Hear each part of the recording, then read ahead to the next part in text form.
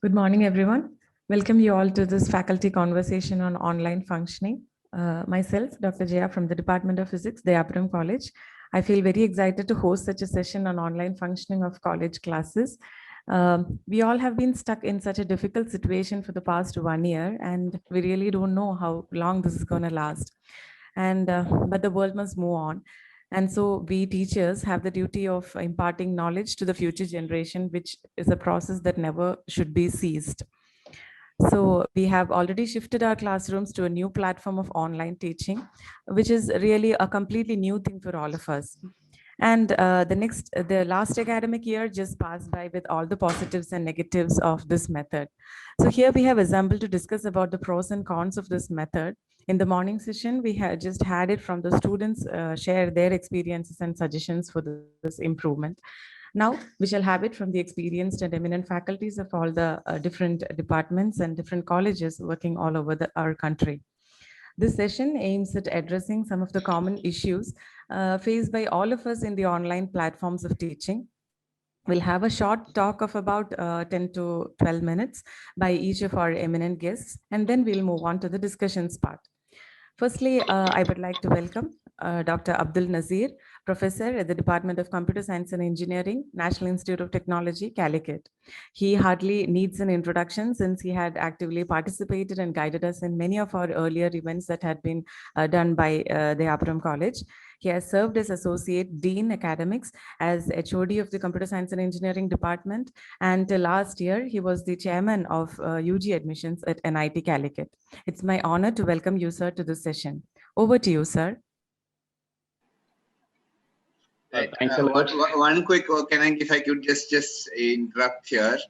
He's also a member of the school, the Abrams School Managing Committee. So he's one of the management person also here. So I just wanted to say that. Yes, Nazir sir. Sorry. Yeah, it's very nice of you, Ashley. Thanks a lot, Dr. Jaya. Dr. Jaya is the wife of my colleague, my dear friend, Dr. Vijil, HOD of our electrical department at NIT Calicut. So it's in fact my privilege to be a part of this discussion of eminent academicians from all over the country. I should say that this is timely and extremely relevant at this point of time to come together in this virtual platform and think aloud about the possibilities of improving the ongoing online teaching. Unfortunately, I could not listen to the students' perceptions during the morning, even though I wanted to. Anyway, let us have, as Dr. Jaya told, let us have our thoughts being shared for the first 5-10 minutes, and then we can have a discussion on that. After all, during my last 1 year of experience in the online platform, the most important lesson I learned is we should be mindful of the students, the background of the students. We are addressing students coming from varying kinds of backgrounds. So in that sense, especially when I will share an experience with you, especially in institutions like ours, we used to conduct classes even at odd hours. During the physical sessions also, we used to have sessions after 6 o'clock or after 7 o'clock. And when we conduct a session or schedule a session of that kind in this kind of a scenario, we should be mindful of the audience, mindful of our students. I will just share an experience. One of my colleagues scheduled an assignment, an online assignment at 7 p.m. And one of the students responded, sir, could you please shift that to a working hour? The reason is he's from a remote village in North India, and I have only one room in my house. So I used to study in that room using the rarely available online facilities when all my siblings and my parents go out for work. So after 5:30 or 6 o'clock, all of them will be back, and I'm not in a position to concentrate on studies. So this is the point where we should be realizing the background from which our students are coming. This is just one example. And moreover, the duration of the class. As we all know, as teachers, for the maximum duration a student can listen to a lecture is the peak time of attention is just about 20 to 25 minutes. So we cannot, at any cost, I should say that we cannot extend the lecture beyond 45 minutes, especially in the currently going on system in my own institute. It has been, the Senate itself has restricted the maximum time of a particular theory class to 45 minutes. And students will have 15 minutes break in between the sessions. And another point is, especially needless to say, we should always get the students along. We should always keep them engaged. One of the most important tricks we can adopt at this point is we know the names of all the students on the screen, unlike in the physical scenario. At that point, in the physical class, in a class of 100 students, people like me may not be able to remember all the names. We do remember at the end of the session, at the end of the semester, we may be remembering by hearting the names of majority of them. But at the beginning, at least at the beginning, may not be knowing the names. But in the current scenario, we do know, we do see the names of all the students on the screen. And at times we can call them by name and ask some questions and get them engaged in the ongoing discussion. And I have experiences of some of the students forgetting to mute. So we can call the names and tell them to mute, request them to mute. So that will build a bridge between us and the students, and he will never repeat that mistake, he or she. And at times we can call by name and ask some questions and encourage them to ask questions, get involved in the discussion. And whenever they give answers, we should appreciate them by calling names. And in fact, as a teacher, calling the students by name has got a very great impact on their reaction as well as their confidence building. And regarding conducting of the quizzes and assignments, I think we will have a discussion afterwards. In this introductory note, I should share with you one of the recent notices, not notice, actually recent question paper of IIT Goa. Many of you might have noticed that IIT Goa question paper. Students were asked to frame questions that carries 30 marks. And for answering them, it carries 40 marks. It's quite interesting. That will definitely get them engaged. And we will come to know about the depth of understanding of the course. For framing questions of 2 hours, 30 marks out of 70, 30 marks for that. And we will come to know about the depth of understanding that student has acquired in the course. And answering again carries 40 marks. It looks quite interesting, especially for specific kind of courses. And with regard to other aspects like quiz, assignment, course, project, etc., I think we can share our thoughts in the next few sessions. With that, let me conclude my initial introduction and over to other respected colleagues. Thank you, Ashley. Thank you, Dr. Thank you, sir. Thank you for sharing your views.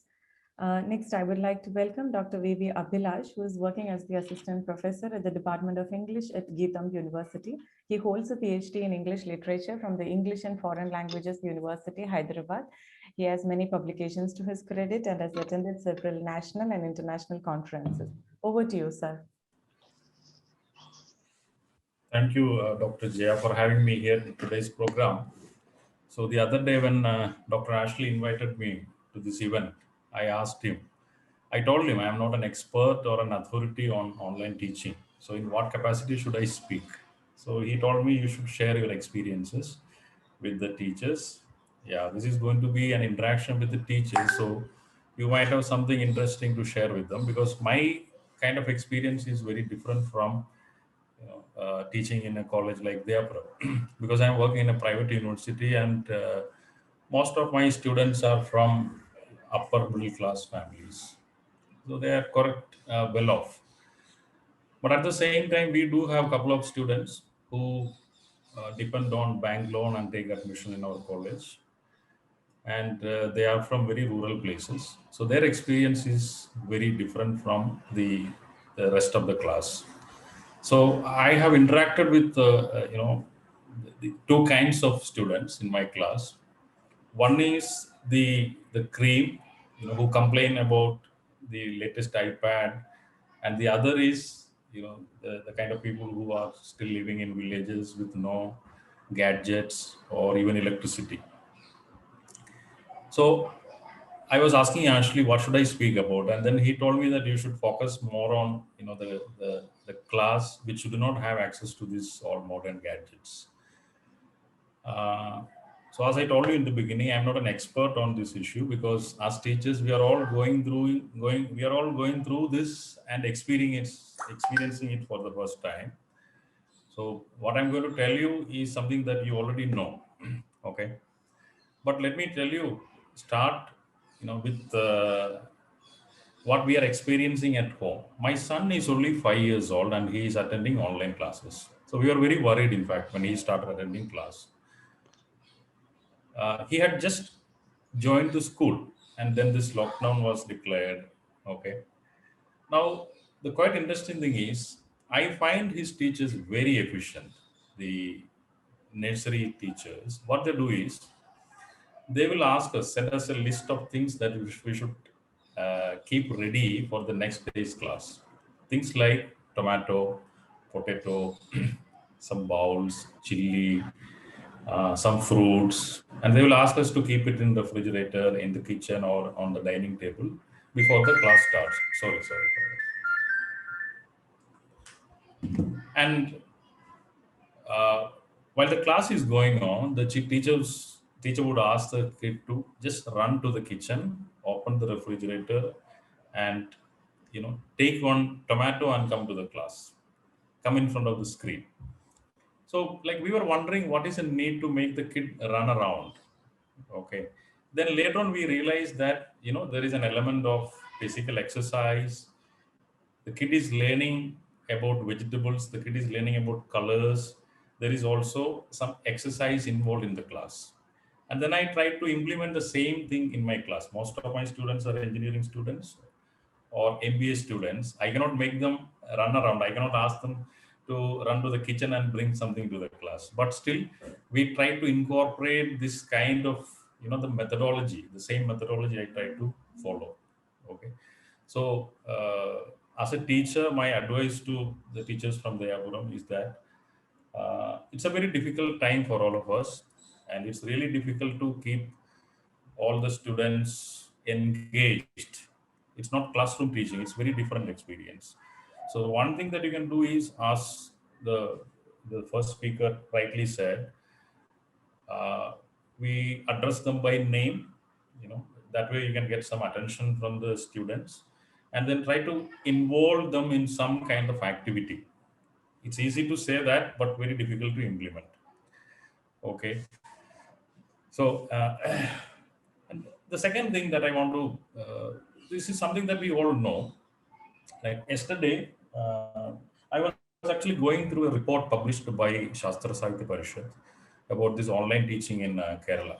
So they say that 12% students do not have television at home, and 8% students do not have internet facility in Kerala. It's what they are saying. Okay. And interestingly, they conducted this study among around 1,000 plus students and 1,000 plus teachers and parents. But they used Google Form to collect data from these students. That's the funny thing. Now imagine somebody who is living in Nilambur forest or Idiki or any other, faraway places from the so-called mainstream. They don't even have Gmail ID or they don't have internet access. But our Shastra Sahitya Parishad conducted this survey using Google Form to collect data from these students. And then they claim that 12% people do not have TV and 8% do not have smartphones, which means 92% people in Kerala do have smartphones, which I don't think it is true. And this is something I think we need to discuss. I don't know how many of the Abraham students come from this kind of a background, but I can tell you that this 8 or 12% is not accurate as far as my understanding concerns. I have now worked in Kerala, but when we interact with the teachers from Kerala, we do get the information that, especially when you talk to government teachers, we get this very disturbing fact that most students in all these backward regions areas do not have access to internet or phone or any gadget. Suppose the parents have a phone, they are working. So when the parents are away, when they go out for work, children cannot access phone. They can't access internet, which means they are missing the class. So somewhere I think the Kerala society as such, not because of any political affiliation or interest in any particular political party, but we do have this, the tendencies to romanticize uh, our life, and tell that, yeah, we are the first state to start online teaching. Our government is providing everything is fine. Okay, we try to sweep certain things under the carpet. So I think in today's discussion, we need to focus more on the sections of our society who do not have access to smartphones and the things that we are talking about. That is also very important for understanding the actual issues in this society. So thank you very much, Jaya, ma'am, for giving me this opportunity. Thank you very much. Thank you, sir, for your words. Next, I would like to welcome Mr. Midun Shah, who is working as the Assistant Professor and HOD at the Department of Physics, Faru College, Calicut. He has been nominated as a member of UG Board of Studies of Physics at Sri Narayana Guru Open University. Over to you, Midun. Okay, thank you, Jay. I thought this is a bilingual program, so that can I speak in Malayalam? Is it okay? Yeah, sure. If there might be some non-Malayalis. If there is, we'll translate. We'll do a summary. That's fine. Okay. Thank you. ഞാൻ വിചാരിക്കുന്നത് ഒരു general ആയിട്ട് online ക്ലാസ്സുകളെ കുറിച്ചുള്ള എക്സ്പീരിയൻസിലേക്ക് കടക്കുന്നതിന് മുന്നേ ഒരു general ആയിട്ടുള്ള ഒരു കാര്യങ്ങൾ പറഞ്ഞതിന് ശേഷം ആ ജനറൽ ആയിട്ടുള്ള കാര്യങ്ങൾ പറയുന്നതിന്റെ ഇടയിൽ തന്നെ വളരെ സ്പെസിഫിക് ആയിട്ടുള്ള ചില എക്സ്പീരിയൻസുകൾ അതിന്റെ ഭാഗമായിട്ട് വരും എന്നാണ് നമ്മൾ വിചാരിക്കുന്നത്. അപ്പം കഴിഞ്ഞ ഒരു വർഷം നമ്മളൊരു കോവിഡ് എന്ന് പറയുന്ന ഒരു പാൻഡമിക് സിറ്റുവേഷനിൽ നമ്മളെല്ലാവരും തന്നെ വളരെ ഡിഫിക്കൽട്ട് ആയിട്ടുള്ള രീതിയിലാണ് മുന്നോട്ട് പോയിക്കൊണ്ടിരിക്കുന്നത്. അപ്പൊ അതുമായിട്ടുള്ള ഒരു റെസ്പോൺസ് എന്നുള്ള രീതിയിൽ, ഒരു കേവലമായിട്ടുള്ള ഒരു ആരോഗ്യ പ്രശ്നം എന്നുള്ള രീതിയിൽ നിന്ന് അത് മാറിക്കൊണ്ട് വലിയൊരു സൊസൈറ്റിയെ തന്നെ റീഡിഫൈൻ ചെയ്യുന്ന രീതിയിലേക്കുള്ള ഒരു പ്രശ്നമായിട്ട് വരികയും അതിന്റെ ഭാഗമായിട്ട് നമ്മളുടെയൊക്കെ എഡ്യൂക്കേഷൻ സിസ്റ്റത്തിൽ വളരെ ഡ്രാസ്റ്റിക് ആയിട്ടുള്ള ചേഞ്ചസ് ഉണ്ടാവുകയും ചെയ്തിട്ടുണ്ട്. അപ്പൊ അതില് നമ്മൾ പലപ്പോഴും അന്നത്തെ കാലത്ത് ഒരു വർഷം മുന്നേ നമ്മൾ ഇതിനകത്ത് ചെയ്യുന്ന സമയത്ത് ഒരു ഇമ്മീഡിയറ്റ് റെസ്പോൺസ്, റാപ്പിഡ് റെസ്പോൺസ് എന്നുള്ള രീതിയിൽ നമ്മൾ ആക്സെപ്റ്റ് ചെയ്തിട്ടുള്ള ഓൺലൈൻ എഡ്യൂക്കേഷൻ എന്ന് പറയുന്ന സിസ്റ്റം ഇപ്പം ഒരു സ്ഥിരം ഫോമാറ്റിലേക്ക് അല്ലെങ്കിൽ ഒരു ദീർഘകാല പദ്ധതിയായിട്ട് പരിണമിക്കാനുള്ള സാധ്യതകളാണ് നമ്മൾ കാണുന്നത്. അപ്പം അതുമായിട്ട് UGCയുടെ ഈ അടുത്ത് ഇറങ്ങിയിട്ടുള്ള ബ്ലെൻഡഡ് ലേണിംഗുമായിട്ട് ബന്ധപ്പെട്ടിട്ടുള്ള നോട്ടുകളൊക്കെ നമ്മൾ നോക്കുമ്പോൾ ഇപ്പൊ ഒരു 40-60% നമ്മൾ ഓൺലൈൻ ഓഫ്ലൈൻ മിക്സ് ചെയ്തുകൊണ്ട് പോകണം എന്നുള്ളൊരു ഗൈഡ് ലൈൻ ഒക്കെ വരുന്ന സമയത്ത് ഇത് ഒരു ഷോർട്ട് ടേം റെസ്പോൺസ് എന്നുള്ള രീതിയിൽ നിന്ന് മാറിയിട്ട് ഒരു ലോങ് ടേം പ്രോഗ്രാം ആയിട്ട് മാറുന്നതായിട്ടാണ് നമുക്ക് കാണാൻ പറ്റുന്നത്. അപ്പം 2019-20 സ്റ്റേജിൽ നോക്കുന്ന സമയത്ത് ഇപ്പൊ ചൈനയിൽ ഇത് വരുന്ന സമയത്ത് ആദ്യമായിട്ട് ഈ ഒരു പ്രോബ്ലം റിപ്പോർട്ട് ചെയ്യുന്ന സമയത്ത് അവിടെ നിന്ന് തന്നെയാണ് ആദ്യത്തെ ഒരു Chinese experience in maintaining undisrupted learning എന്ന് പറയുന്ന ഒരു യുനെസ്കോ റിപ്പോർട്ടിന്റെ ബേസിസിലാണ് ഇപ്പൊ ഫ്ലെക്സിബിൾ ലേണിംഗ് സിസ്റ്റം എന്ന് പറയുന്ന ഒരു സിസ്റ്റം നമ്മളുടെ മുന്നിലേക്ക് ആദ്യമായിട്ട് നമ്മൾ കൊണ്ടുവരുന്നത്. അപ്പൊ അതിന്റെ ചുവട് പിടിച്ചാണ് ലോകത്തെമ്പാടും ഇപ്പോൾ ഒരു വർഷം മുന്നേ തുടങ്ങിയിട്ടുള്ള ഈ ഒരു ഓൺലൈൻ സിസ്റ്റത്തിന്റെ ഇമ്മീഡിയറ്റ് റെസ്പോൺസ് എന്നുള്ള രീതിയിലുള്ള ഓൺലൈൻ സിസ്റ്റത്തിന്റെ എല്ലാ ഫോമാറ്റുകളും ഗൈഡ് ലൈൻസുകളും എല്ലാം പ്രിപ്പയർ ചെയ്യപ്പെടുന്നത് ആ ഒരു യുനെസ്കോ റിപ്പോർട്ടിന്റെയും കൂടെ ബേസിസിലായിരുന്നു. അപ്പൊ അതില് ഇന്ത്യയിൽ ഇപ്പം പ്രഗ്യത എന്ന് പറയുന്ന ഒരു ഓൺലൈൻ എഡ്യൂക്കേഷൻ ഗൈഡ് ലൈൻസ് എന്ന് പറയുന്ന ഒരു ഗൈഡ് ലൈൻസ് ഇറങ്ങേണ്ടതായിട്ടുണ്ട്. അതിനുശേഷം ഇപ്പം 2003 നമ്മളിപ്പം ഈ ഓൺലൈൻ സിസ്റ്റത്തിനെ കുറിച്ച് നമ്മൾ പറയുന്ന സമയത്ത് നമ്മൾ ഇന്ന് കാണുന്ന രീതിയിലുള്ള ഓൺലൈൻ ടീച്ചിങ് തുടങ്ങിയതൊക്കെ തന്നെ ഒരു 15-20 വർഷം മാത്രം പഴക്കമേ ഉള്ളൂ. ഇപ്പൊ 2003 നമ്മളുടെ NPTEL എന്ന് പറയുന്ന പ്ലാറ്റ്ഫോം വരുന്നത്. അതേപോലെ അതിന് മുന്നേ 2001 MITയുടെ ഓപ്പൺ കോഴ്സ് വെയർ വരുന്നു. അപ്പൊ ഈ രീതിയിൽ നമ്മൾ ഈ ഓൺലൈൻ സിസ്റ്റവുമായിട്ട് പരിചയമായി കഴിഞ്ഞിട്ട് അത്ര അധികം വർഷങ്ങളൊന്നും ആയിട്ടില്ല. ഇപ്പൊ ഓരോ വർഷവും റിവ്യൂ ചെയ്തുകൊണ്ട് നമ്മളൊരു പുതിയൊരു റിവിഷന് വേണ്ടി ഒരു സെൽഫ് റിവൈവലിന് വേണ്ടിയിട്ട് നമ്മൾ ശ്രമിക്കുമ്പോൾ പോലും ഇത് അധികം കാലപ്പഴക്കമില്ലാത്തൊരു സിസ്റ്റമാണ് ഈ ഓൺലൈൻ സിസ്റ്റം എന്ന് പറയുന്നത്. അപ്പൊ ഇത് നമ്മളുടെ സാഹചര്യത്തിലേക്ക് വരികയാണെന്നുണ്ടെങ്കിൽ ഇപ്പം ഏറ്റവും പ്രധാനമായിട്ട് നമ്മൾ മനസ്സിലാക്കേണ്ട ഒരു എഡ്യൂക്കേഷൻ സിസ്റ്റത്തിന്റെ അല്ലെങ്കിൽ ഹയർ എഡ്യൂക്കേഷന്റെ 3 ഫണ്ടമെന്റൽ പില്ലേഴ്സ് എന്ന് പറയുന്ന ഇക്വിറ്റി, എക്സലൻസ് ആൻഡ് ആക്സസ്. ഇപ്പൊ തുല്യത, പ്രാപ്യത, അതേപോലെ അതിന്റെ ഗുണമേന്മ അല്ലെങ്കിൽ മികവ് എന്ന് പറയുന്ന ഈ 3 കാര്യങ്ങൾ ഫോക്കസ് ചെയ്തുകൊണ്ടാണ് നമ്മുടെ എഡ്യൂക്കേഷൻ സിസ്റ്റം മുന്നോട്ട് പോകേണ്ടത്. ഇപ്പൊ ഓൺലൈൻ ആണെങ്കിലും ഓഫ്ലൈൻ ആണെങ്കിലും ആ രീതിയിൽ തന്നെയാണ്. അപ്പൊ ഇതിൽ ഇനിയാണ് ഞാൻ കുറച്ച് ഒരു സ്പെസിഫിക് ആയിട്ടുള്ള 1-2 കാര്യങ്ങൾ പറയാൻ പോകുന്നത്. അത് ഈ പറയുന്ന ഇക്വിറ്റിയുമായിട്ട് ബന്ധപ്പെട്ട്, തുല്യതയുമായി ബന്ധപ്പെട്ടുകൊണ്ട് നമ്മൾ ഏത് രീതിയിലാണ് കഴിഞ്ഞ ഒരു വർഷത്തെ ഒരു ക്ലാസ് റൂമിനെ നമ്മൾ റിവ്യൂ ചെയ്യുന്ന സമയത്ത് എന്റെ പേഴ്സണൽ ആയിട്ടുള്ള എക്സ്പീരിയൻസും അതേപോലെ ജനറലി ടീച്ചേഴ്സ് എന്നുള്ള രീതിയിൽ നമുക്ക് തോന്നിയിട്ടുള്ള ചില കാര്യങ്ങളുമാണ് പറയാൻ പോകുന്നത്. ഒരു ക്ലാസ് റൂം എന്ന് പറയുമ്പോൾ നമ്മൾ സാധാരണ രീതിയിൽ നമ്മളുടെ സ്റ്റുഡൻസ് എന്ന് പറയുന്ന പോലെ വ്യത്യസ്തമായിട്ടുള്ള വൈജാത്യങ്ങളുള്ള ഒരുപാട് ഏരിയയിൽ നിന്ന് വരുന്ന ആൾക്കാരാണ്. ജോഗ്രഫിക്കൽ ആയിട്ടുള്ള ലൊക്കേഷന്റെ കേസിൽ, ജെൻഡർ റോളുകളുടെ കേസിൽ, അതേപോലെ ഏത് രീതിയിൽ നമ്മൾ നോക്കിക്കഴിഞ്ഞാൽ ഭാഷാപരമായ സാമൂഹികപരമായിട്ടും ഒക്കെ തന്നെ പല രീതിയിലുള്ള റിമോട്ട് ആയിട്ടുള്ള സ്ഥലങ്ങളിൽ നിന്ന് വരുന്ന കുട്ടികളുള്ള ഒരു സ്ഥലമാണ് നമ്മുടെ സ്കൂൾ അല്ലെങ്കിൽ കോളേജ് എന്ന് പറയുന്നത്. അപ്പൊ അത്തരത്തിലുള്ള ഒരു സ്ഥലത്തേക്ക് നമ്മൾ ഒരു കോമൺ ആയിട്ടുള്ള ഒരു പ്ലാറ്റ്ഫോമിലേക്ക്, ഭൗതികമായിട്ടുള്ള ഒരു ക്ലാസ് മുറിയിലേക്ക് നമ്മൾ വിദ്യാർത്ഥികളെ നമ്മൾ ക്ഷണിച്ചുകൊണ്ട് വരുന്ന സമയത്ത് ഒരു പരിധി വരെയെങ്കിലും ഈ പറയുന്ന പ്രാദേശിക വൈജാത്യങ്ങൾ, നമ്മൾ ഈ പറഞ്ഞ ഡിഫറൻസസ്, ഈ ഒരു വൈവിധ്യങ്ങളെയൊക്കെ തന്നെ ഒരു പരിധി വരെ ഇല്ലാതാക്കുകയും ഈ ഒരു യൂണിഫോം ആയിട്ടുള്ള അറ്റ്മോസ്ഫിയർ കൊണ്ടുവരുന്നതിലൂടെ ഒരു തുല്യത എന്ന് പറയുന്ന ഒരു അന്തരീക്ഷം നമുക്ക് പാഠ്യപ്രവർത്തനങ്ങൾ മുന്നോട്ട് കൊണ്ടുപോകാനുള്ള ഒരു കാര്യമായിട്ട് നമുക്ക് അതിനെ ആ സിസ്റ്റത്തിനെ അങ്ങനെ മാറ്റിയെടുക്കാൻ പറ്റുന്നു. പക്ഷെ ഇതിലിപ്പോ സംഭവിച്ചത് എന്താണെന്ന് വെച്ചാൽ ഈ ഓൺലൈൻ എഡ്യൂക്കേഷൻ സിസ്റ്റത്തിൽ ഇങ്ങനെ നമ്മൾ നോർമലൈസ് ചെയ്യപ്പെട്ടിരുന്ന പല കാര്യങ്ങളും കുറെ കൂടി പ്രൊജക്ട് ചെയ്യപ്പെട്ട് വരുന്നുണ്ട്. അപ്പൊ ആ കുട്ടിയുടെ സോഷ്യൽ ബാക്ക്ഗ്രൗണ്ട്, ആ കുട്ടിയുടെ സാമ്പത്തികമായിട്ടുള്ള ചുറ്റുപാടുകൾ, അവൻ ഏത് ജോഗ്രഫിക്കൽ ലൊക്കേഷനിൽ നിന്ന് വരുന്നു, അങ്ങനെയുള്ള കാര്യങ്ങളൊക്കെ തന്നെ ഒരുപാട് ഈ ഒരു എഡ്യൂക്കേഷൻ സിസ്റ്റത്തിനെ സ്വാധീനിക്കുന്നതായിട്ടാണ് നമുക്ക് തോന്നുന്നത്. മുൻപേ നമ്മൾ നോർമലൈസ് ചെയ്തുകൊണ്ട് അവരെ ഒരു പൊതുവായിട്ടുള്ള ഇടത്തിലേക്ക് കൊണ്ടുവരുന്നതിലൂടെ നമ്മൾ ഒരു പരിധി വരെ പരിഹരിച്ചിരുന്ന ഈ ഒരു തുല്യതയുടെ പ്രശ്നം അത് വീണ്ടും ഒരു ഇഷ്യൂ ആയിട്ട് വരുന്നതായിട്ട് എനിക്ക് തോന്നിയിട്ടുണ്ട്.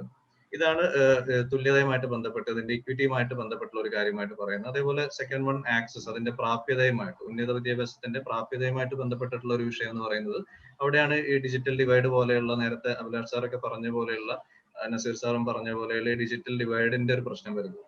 ഇപ്പം കേരളത്തിലും ഡൽഹിയിലും ഒക്കെ നോക്കുകയാണെന്നുണ്ടെങ്കിൽ ഏറ്റവും അധികം ഒരു ഡിജിറ്റൽ പെനിട്രേഷന്റെ കാര്യത്തിൽ വളരെയധികം മുന്നോട്ട് പോയിക്കൊണ്ടിരിക്കുന്ന ഒരു കമ്മ്യൂണിറ്റിയാണ്. പക്ഷെ അങ്ങനെയാണെന്ന് നമ്മൾ പറയുമ്പോൾ പോലും എത്രത്തോളം അത് കേരളം പോലെയുള്ള ഒരു സംസ്ഥാനത്തിൽ നമ്മൾ ഈ ഒരു മുന്നിൽ നിൽക്കുന്നു എന്ന് പറയുമ്പോൾ പോലും അത് എത്രത്തോളം എന്നുള്ള ചോദ്യം കൂടെ ഉണ്ട്. ഇപ്പൊ നമ്മുടെ ഇതിൽ തന്നെ ഇപ്പം മലയോര മേഖലകളിലാണെന്നുണ്ടെങ്കിലും തീരദേശ മേഖലകളിൽ നിന്ന് വരുന്ന ഒരുപാട് വിദ്യാർത്ഥികൾ, ഇപ്പം എന്റെ കോളേജിൽ തന്നെയും അതേപോലെ ഈ ഒരു നമ്മൾ കേരളത്തിൽ കോസ്റ്റൽ ഏരിയ ഒരുപാടുള്ള കോളേജാണ്. അപ്പം അതേ കോസ്റ്റൽ ഏരിയ ഒരുപാടുള്ള കോളേജുകളും അതേപോലെ കുട്ടികളും പഠിക്കുന്ന ഒരു ഇൻസ്റ്റിറ്റ്യൂഷനാണ് നമ്മളുടെതൊക്കെ. അപ്പൊ അങ്ങനെയുള്ള വരുന്ന സമയത്ത് ഇവിടെ നിന്നൊക്കെയുള്ള വിദ്യാർത്ഥികൾക്ക് എത്രത്തോളം ഇത് ആക്സസ് ചെയ്യാൻ പറ്റുന്നുണ്ട്. ഇപ്പൊ പ്രത്യേകിച്ച് കഴിഞ്ഞ 2-3 ദിവസങ്ങളിലായിട്ട് ഇപ്പൊ നടന്നുകൊണ്ടിരിക്കുന്ന ലക്ഷദ്വീപ് എന്ന് പറയുന്ന ഒരു വലിയ പൊളിറ്റിക്കൽ ഡിബേറ്റ് അതിന്റെ മുകളിൽ ഉയർന്നു വരുന്നുണ്ട്. അപ്പൊ അവിടെയൊക്കെയുള്ള വിദ്യാർത്ഥികൾക്ക് എത്രത്തോളം ഇതിനെ ആക്സസ് ചെയ്യാൻ പറ്റുന്നുണ്ട് എന്നുള്ളതൊരു ചോദ്യമാണ്. ഇപ്പം IMA സർവേ തന്നെ പറയുന്നത് ഇന്ത്യയിൽ 2019 വളരെ രസകരമായ സർവേ ആണ്. അതിൽ പറയുന്നത് 50.4 കോടി സജീവ ഇന്റർനെറ്റ് ഉപഭോക്താക്കൾ, അതായത് ആക്റ്റീവ് ഇന്റർനെറ്റ് യൂസേഴ്സ് ഉണ്ട് എന്നാണ് പറയുന്നത്. പക്ഷേ ഈ ആക്റ്റീവ് ഇന്റർനെറ്റ് യൂസേഴ്സ് എന്ന് പറയുന്നത് ശരിക്കും നമ്മൾ അതിന്റെ ടെർമിനോളജിയിൽ നമ്മൾ ചതിക്കുകയാണ് ശരിക്കും ചെയ്യുന്നത്. 50 കോടി ഉപഭോക്താക്കൾ ആക്റ്റീവ് ഇന്റർനെറ്റ് യൂസേഴ്സ് എന്ന് പറയുമ്പോൾ അവർ ആക്റ്റീവ് ഇന്റർനെറ്റ് യൂസറായിട്ട് ഡിഫൈൻ ചെയ്യുന്നത് മാസത്തിൽ ഒരു പ്രാവശ്യമെങ്കിലും ഇന്റർനെറ്റ് ഉപയോഗിക്കുന്ന ആൾക്കാരെയാണ് അവർ ആക്റ്റീവ് ഇന്റർനെറ്റ് യൂസേഴ്സ് ആയിട്ട് പരിഗണിക്കുന്നത്. അപ്പൊ അങ്ങനെയുള്ളപ്പോൾ പോലും 50.4 കോടി ആൾക്കാർ മാത്രമേ ഇന്ത്യയിൽ അതുള്ളൂ എന്നുള്ളത് നമ്മൾ മനസ്സിലാക്കുക. അതിൽ തന്നെ നഗരപ്രദേശങ്ങൾ തമ്മിൽ വളരെ വലിയ വൈവിധ്യങ്ങളുണ്ട്. അപ്പം അത് ഈ ഡിജിറ്റൽ പെനിട്രേഷനുമായിട്ട് ബന്ധപ്പെട്ടപ്പോൾ നമ്മൾ പറയുമ്പോൾ ഒരു കോമൺ ആയിട്ടുള്ളൊരു ഇതിലൊരു ഡിഫിക്കൽട്ടി എന്താണെന്ന് വെച്ച് കഴിഞ്ഞാൽ നമ്മൾ ഒരു കോമൺ ഗൈഡ് ലൈൻസിന്റെ കീഴിൽ നമ്മൾ പ്രവർത്തിക്കുക എന്ന് പറയുന്നത് വളരെ ഡിഫിക്കൽട്ട് ആയിരിക്കും. അതൊരു ഡീസെൻട്രലൈസ്ഡ് ആയിട്ടുള്ള മാനറിൽ നമ്മൾ പോകേണ്ടി വരും. ഇപ്പൊ ഡീസെൻട്രലൈസ്ഡ് ആണെന്ന് പറഞ്ഞിട്ടുള്ള ഇപ്പം സെൻട്രൽ ലെവലിൽ ഇപ്പൊ കേന്ദ്രത്തിന്റെ ഒരു പോളിസി ഉണ്ടാവും. അപ്പൊ ആ പോളിസി അനുസരിച്ച് സംസ്ഥാനങ്ങൾ അതുമായിട്ട് ചേർന്ന് നിൽക്കുന്ന ഒരു പോളിസി ഫ്രെയിം ചെയ്യും. ആ പോളിസി എത്രത്തോളം പിന്നെ നമുക്ക് ഡീസെൻട്രലൈസ് ചെയ്യാമെന്ന് പറഞ്ഞാൽ up to your classroom എന്ന് മാത്രമേ പറയാൻ പറ്റൂ. ഒരു ക്ലാസ് റൂമിന്റെ കണക്കെടുക്കുന്ന സമയത്ത് ഇപ്പൊ 50 കുട്ടികൾ നമ്മൾ കാണുന്നതാണ്. ഇപ്പം 50 കുട്ടികളുള്ള ഒരു ക്ലാസ് റൂമിൽ ഒരു 10-20 കുട്ടികൾക്ക് മാത്രമാണ് ഇങ്ങനെ ഒരു നമുക്ക് പറയുന്ന അൺഇന്ററപ്റ്റഡ് ആയിട്ടുള്ള ഒരു ഇന്റർനെറ്റ് സപ്ലൈ നമുക്ക് കിട്ടുന്നതെങ്കിൽ ആ ഒരു ക്ലാസ്സിൽ നമ്മൾ അഡോപ്റ്റ് ചെയ്യേണ്ട ഒരു സ്ട്രാറ്റജി ആവില്ല 90 അല്ലെങ്കിൽ 95 കുട്ടികൾക്കും 95% കുട്ടികൾക്കും ഇതേപോലെ ആക്സസ് ചെയ്യാൻ പറ്റുന്ന ഒരു സ്ഥലത്ത് നമുക്ക് ചെയ്യാൻ പറ്റുന്നുണ്ട്. അപ്പോൾ ആക്സസുമായിട്ട് ബന്ധപ്പെട്ട് നിൽക്കുന്ന ഇത്തരത്തിലുള്ള ഒരുപാട് പ്രശ്നങ്ങൾ നമ്മുടെ കുട്ടികൾ റിപ്പോർട്ട് ചെയ്തിട്ടുണ്ട്. പ്രത്യേകിച്ച് ലക്ഷദ്വീപിൽ നിന്നും മലയോര മേഖലകൾ, ഇപ്പോൾ വയനാട്, അതേപോലെ കണ്ണൂർ, പാലക്കാട് ജില്ലകളിൽ നിന്നൊക്കെ ആയിട്ട് ബന്ധപ്പെട്ട് വരുന്ന ഒരുപാട് കുട്ടികൾ ഇത്തരത്തിലുള്ള പ്രശ്നങ്ങൾ റിപ്പോർട്ട് ചെയ്യപ്പെട്ടിട്ടുണ്ട്. അപ്പൊ അത് നമ്മൾ ഏത് രീതിയിൽ ഇനിയുള്ള വർഷം, നമ്മൾ കഴിഞ്ഞ വർഷം ഇതൊരു ഇമ്മീഡിയറ്റ് റെസ്പോൺസ് ആയിരുന്നു എന്നുള്ളത് കൊണ്ട് നമ്മൾ ഇത്തരത്തിലുള്ള പല കാര്യങ്ങളും നമ്മൾ സൈഡ് ലൈൻ ചെയ്ത് പോയിട്ടുണ്ട്. അപ്പൊ അതിനെ നമ്മൾ ഏത് രീതിയിൽ പരിഹരിക്കണം? അപ്പൊ അഭിലാഷ് സാർ പറഞ്ഞ പോലെ ഒരു community as a whole without any political affiliations നമ്മൾ അതിന് വേണ്ടിയിട്ട് ഇറങ്ങിയിട്ടുണ്ട്. ആ രീതിയിലുള്ള ഒരുപാട് ക്രൗഡ് ഫണ്ടഡ് ആയിട്ടുള്ള രീതിയിലുള്ള പ്രവർത്തനങ്ങൾ നമ്മൾ നടത്തിയിട്ടുണ്ട്. ഇനി അതിനെ ഏത് രീതിയിൽ മുന്നോട്ട് കൊണ്ടുപോകണം എന്നുള്ളത് ഈ ചർച്ചയുടെ അടുത്ത ഭാഗങ്ങളിൽ വരേണ്ട ഒരു സംഗതിയാണ്. അതുപോലെ തന്നെ ഒറ്റ കാര്യം കൂടെ പറഞ്ഞിട്ട് ഞാൻ നിർത്താണ്. ഇതിൽ എക്സലൻസുമായിട്ട് ബന്ധപ്പെട്ട്, ഗുണമേന്മ അല്ലെങ്കിൽ മികവുമായിട്ട് ബന്ധപ്പെട്ടുകൊണ്ട് നമ്മൾ മനസ്സിലാക്കുന്ന ഒരു കാര്യം, ക്ലാസ് റൂമിൽ നമ്മൾ ഇത്തരത്തിലുള്ള കാര്യങ്ങളൊക്കെ ഷെയർ ചെയ്യുന്ന സമയത്ത് റിസോഴ്സ് ഷെയറിങ്ങുമായിട്ട് ബന്ധപ്പെട്ടിട്ട് ഓൺലൈൻ പ്ലാറ്റ്ഫോമുകൾ എന്ന് പറയുന്നത് വളരെ എക്സലന്റ് ആയിട്ടുള്ള പ്ലാറ്റ്ഫോമുകളാണ്. അതേസമയം ക്ലാസ് റൂം എന്ന് പറയുന്നത് വെറും റിസോഴ്സ് ഷെയറിംഗ് മാത്രമല്ല, നമുക്ക് ഒരിക്കലും ഒരു ഓഫ്ലൈൻ ക്ലാസിന്റെ ഒരു റെപ്ലിക്ക ആയിട്ട് ഓൺലൈൻ ക്ലാസ്സിനെ നമുക്ക് കാണാനും പറ്റില്ല. അപ്പൊ ആ രീതിയിൽ നോക്കുന്ന സമയത്ത് എനിക്ക് മനസ്സിലായിട്ടുള്ള ഒരു ആവറേജ് സ്റ്റുഡന്റിനെ സംബന്ധിച്ചിടത്തോളം, അല്ലെങ്കിൽ ഒരു ബിലോ ആവറേജ് സ്റ്റുഡന്റിനെ സംബന്ധിച്ചിടത്തോളം ഇത് വളരെ ഡിഫിക്കൽട്ട് ആയിട്ടുള്ള സിറ്റുവേഷൻ ആണ്. അപ്പൊ കാരണം എന്താണെന്ന് വെച്ച് കഴിഞ്ഞാൽ അവർ ഏറ്റവും കൂടുതൽ ക്ലാസ് റൂമിന്റെ അന്തരീക്ഷത്തിൽ നിന്നും ടീച്ചറിൽ നിന്ന് പഠിക്കുന്നതിനേക്കാൾ കൂടുതലായിട്ട് അവരുടെ പിയർ ടു പിയർ ഇന്ററാക്ഷനിൽ നിന്നാണ് അവർക്ക് ഒരുപാട് കാര്യങ്ങൾ മനസ്സിലാക്കുന്നത്. അപ്പൊ അത്തരത്തിലുള്ള പിയർ ടു പിയർ ഇന്ററാക്ഷൻസ് വളരെ കൺസിഡറബിൾ ആയിട്ട് ഈ കേസിൽ റെഡ്യൂസ് ചെയ്യപ്പെടുന്നുണ്ട്. അപ്പൊ അത് കാരണം ഒരു എബോവ് ആവറേജ് ഉള്ള വിദ്യാർത്ഥികൾക്ക് മാത്രമാണ് ഒരു പക്ഷേ ഈ ഒരു സിസ്റ്റവുമായിട്ട് കാച്ചപ്പ് ചെയ്ത് പോകാൻ പറ്റുന്നത് എന്നുള്ളതാണ് മനസ്സിലാക്കുന്നത്. അപ്പൊ അതിനെ ബാക്കിയുള്ള വിദ്യാർത്ഥികളെയും കൂടെ ഈ ഒരു മികവിന്റെ ഇതിലേക്ക് നമ്മൾ കൊണ്ടുവരിക എന്ന് പറയുന്നത് ടീച്ചേഴ്സിനെ സംബന്ധിച്ചിടത്തോളം വലിയൊരു വെല്ലുവിളിയാണ്. അപ്പൊ അത് ഏത് രീതിയിൽ നമ്മൾ ചെയ്യും എന്നുള്ളത് നമ്മളുടെ ഈ ഒരു ഡിസ്കഷന്റെ അടുത്ത പാർട്ടിലേക്ക് നമുക്ക് അതിനെക്കുറിച്ച് കൂടുതൽ പറയാൻ തോന്നുന്നു. ഇത്രയും കാര്യങ്ങളാണ് ഒരു ഓപ്പണിംഗ് നോട്ട് എന്നുള്ള രീതിയിൽ എനിക്ക് പറയാനുള്ളത്. Thank you, Mithun. Ashley, Jan, sir? could you just do a quick summary? There are some people who don't understand Malayalam, right? So should I do it? Okay, you can do it, sir. Yeah, all right. Sure. Okay, no. So Professor Mithun was basically talking about the question of how a health crisis has gone on to redefine the society and hence education, and what was thought as a rapid response to a health crisis is becoming a new normal. And because of that, so he was trying to look at the history of online teaching, e-learning, and so on, and the last 2 decades of work around that. And then he spoke about equity, access, and excellence, which are 3 aspects of education, and how these aspects, so like the question of coastal areas, the question of hilly areas, hillsides, and the question of areas such as Lakshadweep, and the problems of accessibility and the way and the question of equity that comes up there. So he was looking at the data which said that there are 50.4 crore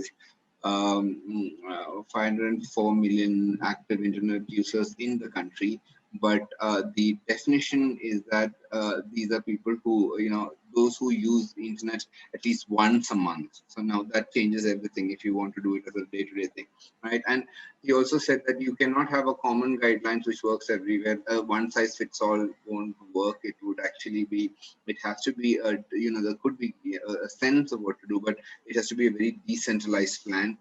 And that is the only way in which these things, those and the kind of conversations and the kind of personalization that would be quite required. And he spoke of how resource sharing is not the only thing that happens in classrooms, because usually in our classrooms, average or weak students learn more from peer-to-peer interactions rather than from just the class. So there is this huge reduction of that, which again is something that will have to be addressed.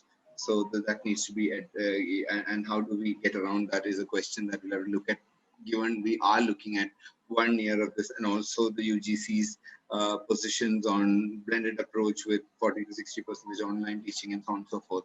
So how do we do this was the that's a quick summary of what Professor Mithun Shah was trying to say. Yeah. Okay, thank you, sir. Next, I welcome Dr. Zinat Mohammad Kunyi, who is working as the Assistant Professor at the Department of English at Farooq College, Calicut. She has several academic distinctions to her credit, and she's a prominent figure in the field of English literature and poetry. Over to you, ma'am. Thank you, Jaya. Good morning, everyone. I think it's good afternoon. It's already past 12. It's indeed a pleasure to be amongst the Diabaram fraternity. It feels like I'm back home. And thank you, Ashley, for the invitation and asking me to share my bit of teaching experience in the context of this new normal. And I thought I'll just focus on the kind of experiences that I have had. And probably it's almost the same as the others have had. Just could you excuse me for a second? Yeah, just I was finding it a bit difficult with the microphone. Okay, am I audible? You are. Okay. Now, while I totally agree with the huge problem of digital divide as expressed by Mithun sir and others, one thing I love about the online platform or the platform that we use, Google Meet, is there's a new kind of democracy. There are no longer backbenchers. And the teacher has eye contact with each and every one of the students out there, provided the students are there. Because that is one nightmare that we all face as teachers. We're not sure how many of our teachers are actually listening, how many of them are there behind the screen. And I would also like to share an anecdote here. I remember one of my colleagues saying how a student had accidentally switched on the video after joining the meet, and she was found hugging a huge teddy bear and almost dozing off. So these are the backstories there. And this kind of, passion or liking for this online media was definitely not there the last academic year. As Benston mentioned earlier, how excited he was, because because for me, the year kicked off with a lot of apprehensions, and I don't know, I think most of the others would have experienced the same. The idea of online teaching was not received well, and Google Meet, Zoom, Google Classrooms, all of these seemed, fancy words, even though these platforms had existed since long. For us, it was something new. And as humans, especially teachers, we have this dubious distinction of not readily accepting change. So that was one challenge I faced early on. And I even remember some teachers initially stuck on to WhatsApp. They would offer some recorded classes in WhatsApp groups. But luckily, there was a flood of faculty development programs offered by various institutions on digital tools and classroom teaching. And slowly things started to fall into place for me. But then again, there was this challenge of making the classroom all the more interactive, because most of the time we couldn't see or listen to or hear the students on the other side, as mentioned by Benston early. I mean, we couldn't read their faces, expressions. So that was one huge response. Even the students were initially excited, but over time, we felt that they were again, comfortable typing responses in the chat. And we did have to think of new or newer ways of keeping the students engaged and involved. And in the course of my experience, to some extent, I learned to exploit the resources over the internet as far as English literature is concerned. I would keep certain interviews or documentaries or cartoon strips or FedEx videos, movie clips, or some short films relevant to the topic or the author that I'm going to discuss handy. And I would screen share any of these and sometimes give them assignments connecting the lecture and the matter shared. So it was quite easy to have these resources at your fingertips, unlike smart classrooms. I mean, all these keeping, of course, the students who do not have the privilege or access to certain, the problem of digital divide being there, these were the positive things that I experienced as a teacher. After maybe an initial round of a lecture lasting for around 15 to 20 minutes, like Nazir said, it would be punctuated maybe with some anecdotes or questions. And then I would share these kind of resources, which were a kind of add-ons that actually kept the students critically engaged. And I found this technique especially useful when I was teaching the paper Introducing Literature for my first year undergraduate students. And they did not have a prescribed text as such. So it was easy to have such resources handy, because this particular paper required students participation, and I would randomly share excerpts from a random novel or a poem or a painting of social relevance, and students were asked to come out with interpretations. And this possibility of having, a mini text at my disposal actually saved me a lot of time and effort. And the teachers, because of this, is generally saved from the tedium of writing on the boards. The student could need not listen to the teacher reading out the whole text. They could read and analyze the text themselves at their own pace, and there was no need for sharing hard copies of the text too. And one thing was, these were first year students who had actually not experienced the offline classes. So for them, they enjoyed this kind of an interaction. And I was really happy by the kind of, the feedback and interaction I got from them. But as far as the senior students were concerned, we did have to go for, some other approaches. It was challenging, and it is still challenging. Sometimes I go for the flip mode, wherein I, share certain assignments. I give them the text the previous day, and then next day they come up with the ready for the discussions, or I give them assignments based on the discussions that we had in the previous class. And in almost all the approaches that I've adopted, I've found the feedback to be something very crucial and essential. Because the moment that the teacher's feedback, the students' feedbacks is, definitely important, as we have seen in the morning session, the conversations that we had with the students. But here, the teacher's feedback really means a lot to the students, and that keeps the conversation, the dialogue ongoing. Once you stop the feedback due to one reason or the other, then you find automatically the responses from the students just going down. So that is one thing that's important. And I spoke about the kind of FTPs we had, and for my common English classes, one FDP by one Professor Abdul Hamid T of Brushstroke Academy. He taught us kind of some very new tools connected to ELT. And I found it quite useful. I mean, I have not yet tried out all the tools that he have taught us, but the games and quizzes, and there was this listening, a tool related to listening by Randall.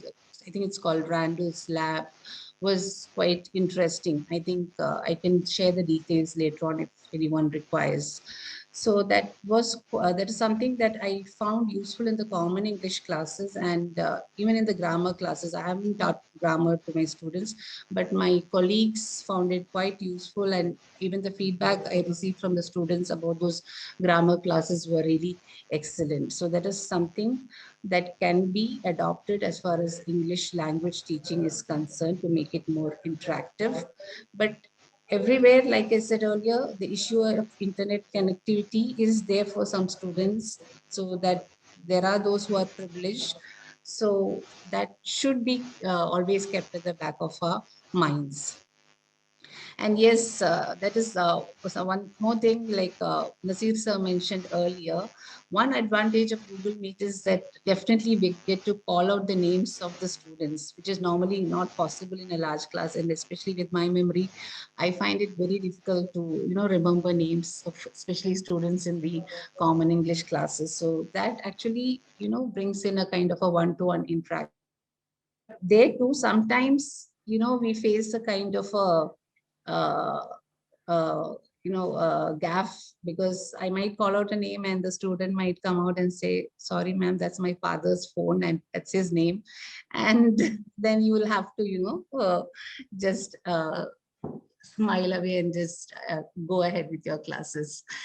And yesterday, we had this very beautiful talk by Professor Harriet Raghunath, and she spoke about the tutorial system. And I think that is something that we can actually implement as far as interactions are concerned. We can have, like, for PG classes, or maybe for even UG classes for the core courses, we can have that kind of a, small groups on the basis, on rotation basis in the evenings, out of class hours, and maybe we can have that kind of a discussion, interaction, maybe give them a project and ask them to speak on that. So when it's and maybe it can be a group work. So there is also, peer learning as well. And now one positive aspect again is we are saving a lot of time and energy in a lot of other matters, in the sense we save on travel, the time that we spend for dressing and other paraphernalia. So interacting with a smaller group outside our class hours can help ensure student interaction, and also, like Harriet ma'am said, in keeping the human element alive. And in the context of COVID-19 and the lockdown, Google Meet or any other platform, such platforms, is the closest thing that we have to the face-to-face traditional instructor-led lessons or sessions. So these sessions, coupled with LMS, can definitely make learning and knowledge acquisition a better learning experience in the COVID context. Once the COVID is over, that is a totally different narrative. But the idea of just offering recorded classes, whether it's audio or video, and leaving it at that, will definitely not do the students any good in the long run.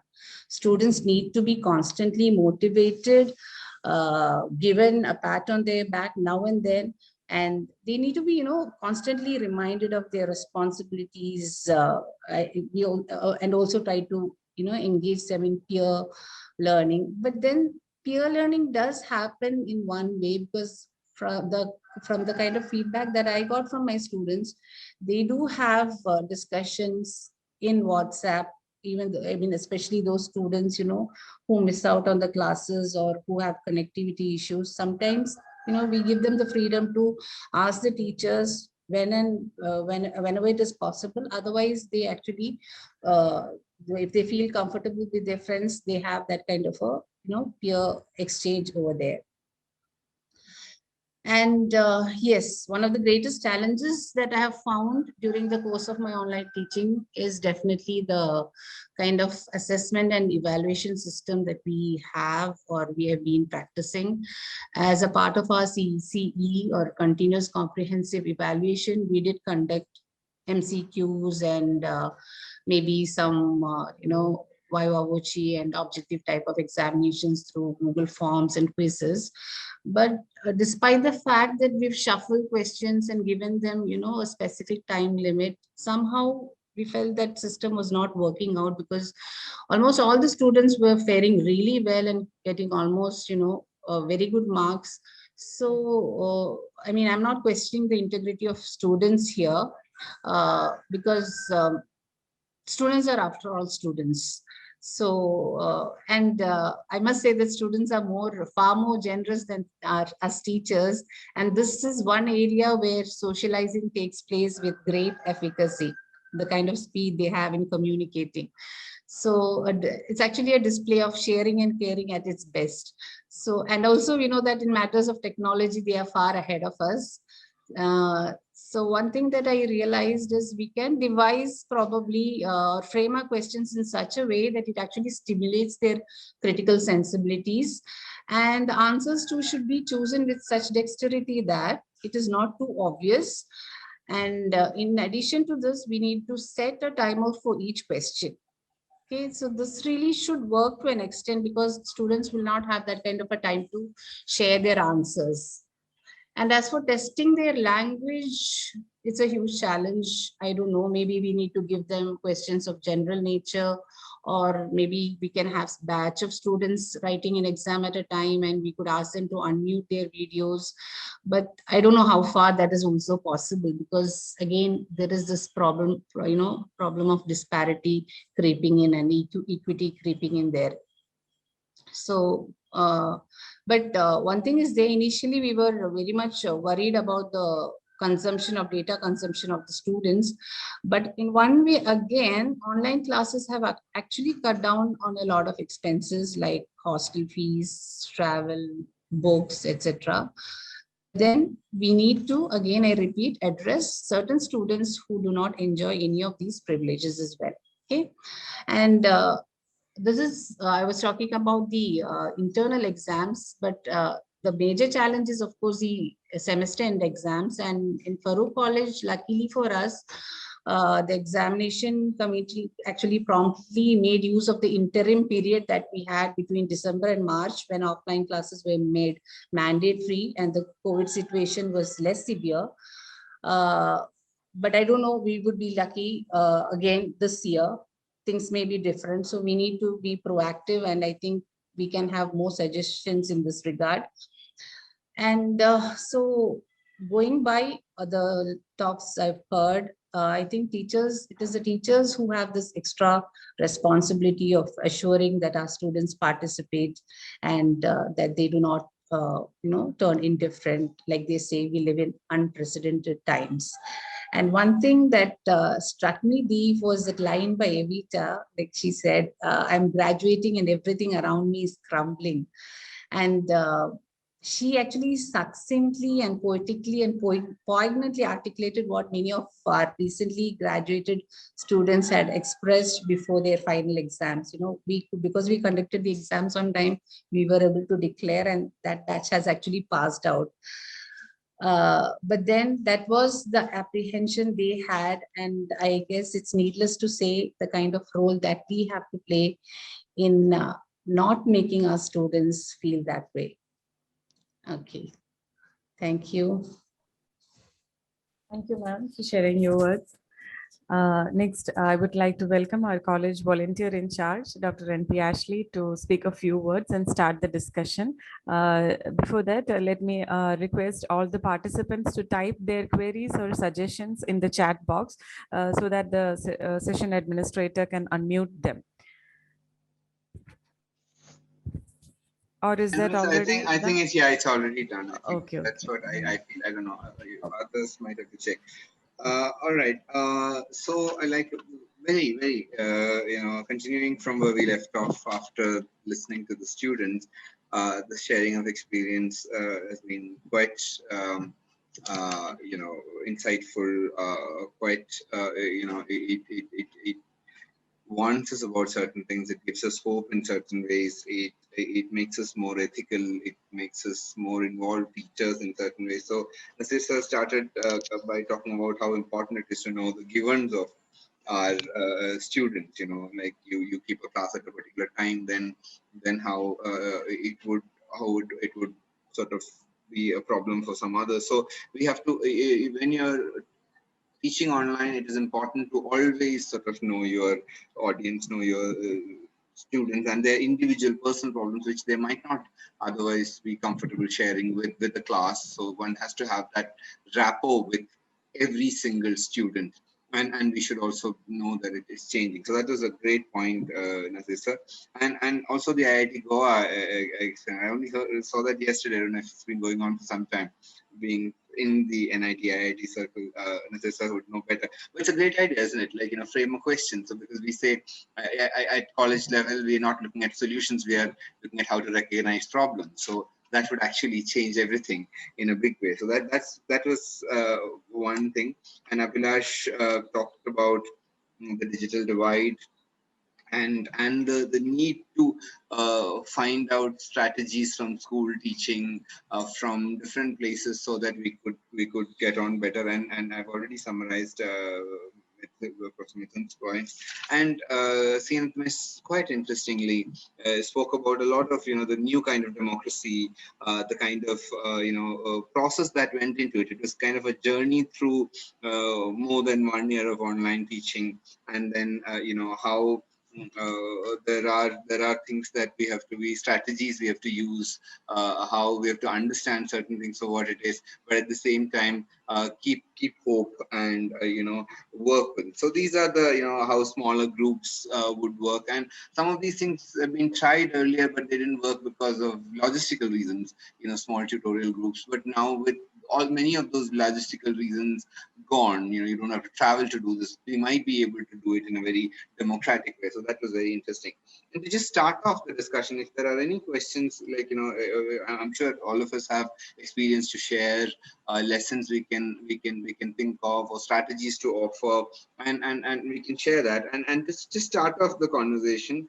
I'm sort of I have two small points to make. One is, when we are teaching in a college, we are for the first time allowing them to understand how to think with that discipline.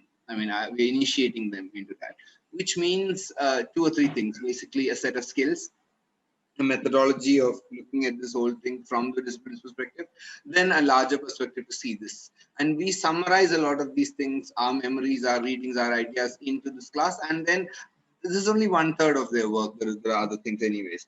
So but somewhere I feel our takeaways have been reduced to examinations is a big problem, and it is not going to help us anymore, because open book exams are a very different thing. So I think we might have to go back to redefine our takeaways.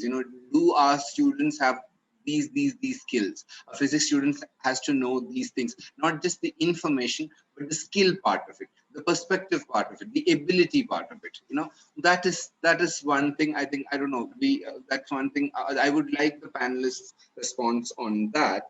And second is, the whole idea of materials. There's so much. I mean, like Aisha was saying in the student thing, there is either there is a little too much, or there is nothing at all, and what you have is very lopsided and limited, right, online, and it is a problem. So and materials can be scary in two ways. One is, you give them well prepared notes and PPTs, they're going to be lazy. They will just reproduce it. We will just be letting them mug up things which will be hurting themselves in future, right?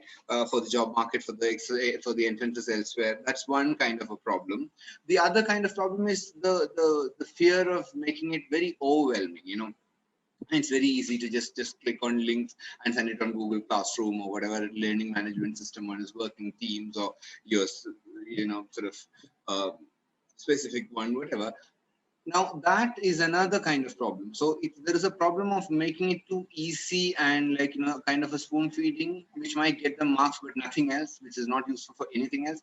The other side is this question of overwhelming. Just too many things floating around. It's so much that you don't stay with something. You don't let something sink in. You don't let something work. You don't there are books that we read and books that we study. We study because we have heard somebody speak about it. We have read it. We have read things around things. We have studied it again for an exam. So we stay with some book for a long time.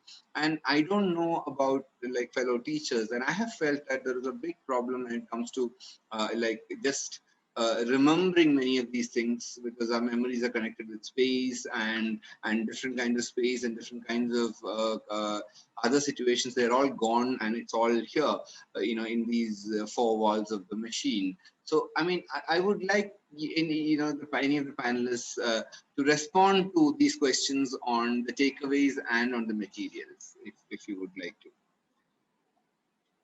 comment on them.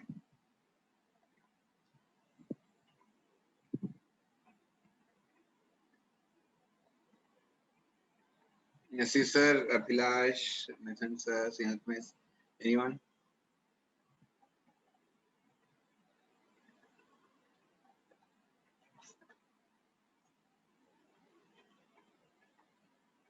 Are you not able to unmute? Is there a problem? Hello, Ashley. Yes. In fact, you have spoken about almost all the issues that the teachers face in our everyday online teaching. I don't know where to start, what solution to suggest. I am in fact waiting for the other participants to respond to this so that I might have something to take home today. So let's see. For me, I would say the morning session, the students' feedback or their conversations were a kind of a feedback for me, because we always think from the teacher's perspective, right? So that is one thing, one area we need to concentrate more, however hard we try.